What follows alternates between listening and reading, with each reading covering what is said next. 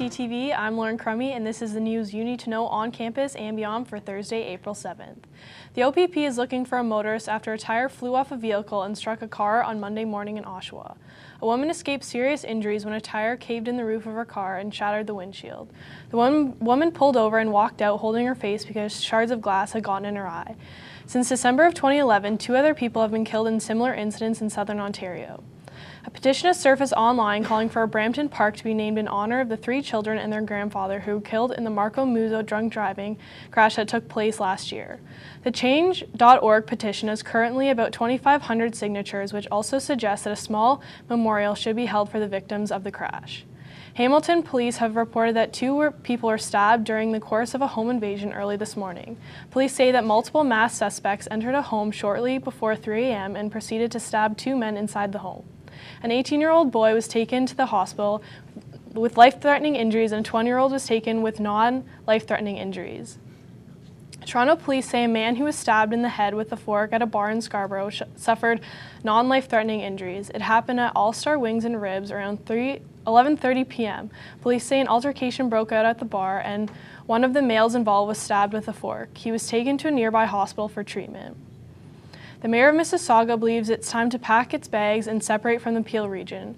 On Thursday, Mississauga City Council voted in favor of undertaking a study about whether or not to become a single-tiered municipality. Mayor Bonnie Crombie said in her experience, the residents of Mississauga appear to be supportive of the change. And that's it for news today. Up next, we've got all the latest sports highlight with Chris Shkolnik. Chris? Thank you, Lauren. The Toronto Maple Leafs played their home final last night, losing 5-1 to the Columbus Blue Jackets. This loss gives the Leafs a 13.5% chance of the #1 draft pick. If the Leafs don't get any more than 2 points in their last 2 games, they will secure last place, and that number will raise to 20%.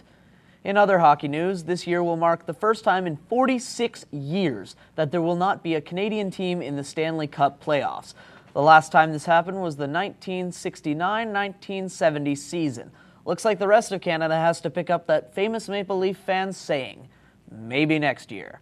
WrestleMania, the WWE's biggest event of the year, happened this past weekend. The show had Zack Ryder win the Intercontinental Championship in a 7-man ladder match.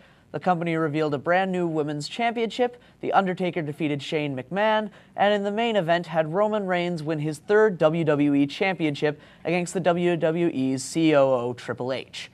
The Jays lost their game against the Tampa Bay Rays 3-2 due to a controversial ruling.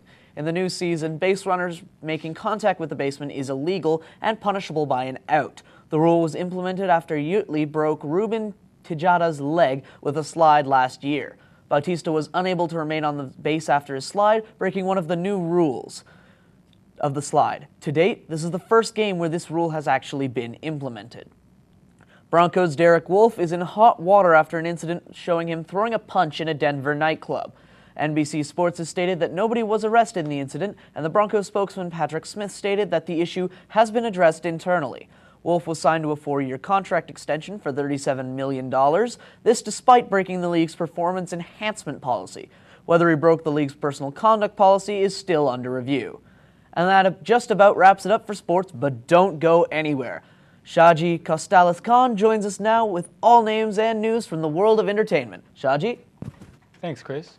Paris and Prince Jackson decide to use ink to remember their father, Michael Jackson, as they enter adulthood. Paris and Prince Jackson have made sure that their father's spirit is with them wherever they go. Permanent tributes were necessary for the siblings.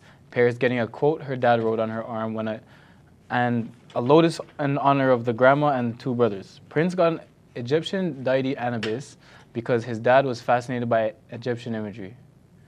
Canadian superstar Justin Bieber had a show in Kansas and wiped out. During the performance of Sorry, the stage filled with water, and as you can imagine, one thing led to another, and Bieber ended up falling.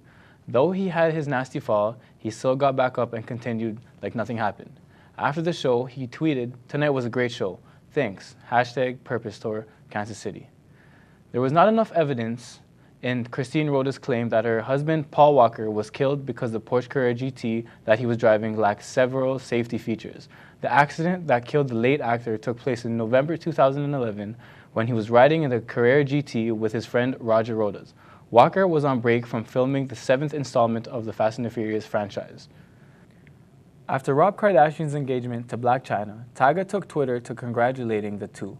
She is privately calling BS on him for pretending to be supportive of her engagement to Rob. She said that he is really trying to destroy her life. Tyga supposedly went through great lengths to out a wedge between her and their son.